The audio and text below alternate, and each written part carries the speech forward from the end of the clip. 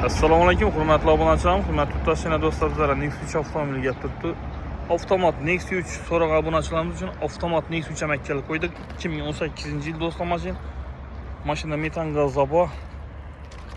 Lexus diskalar qo'yilgan do'stlar. Yumshoq balollari bor, metan gazlari bor do'stlar mashinamizni. 2018-yil avtomat bo'ladi. Mana do'stlar mashina. Akkuratni olib turibdi. Salon qismi do'stlar.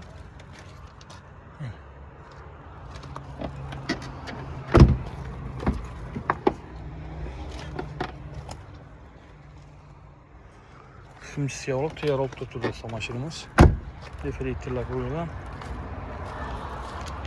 Do'stlar mashinamizning bahosi 80 million so'm. Avtokeyda do'stlar eldan to'lov chiqarib beramiz. Ko'chalar sotlanazda pulosa oldu. Adlandı ötübasanızda oldu. Aylık to'lov do'stlar 2700'den 4 yilga keladi. Mashina qiziqadi bo'lishi uchun telefon nomerlarini pastga yozib qoldiramiz. Telefonlar chiqarlashib kelaverasiz do'stlar. Sog' bo'lasizlar, salomat bo'lasizlar.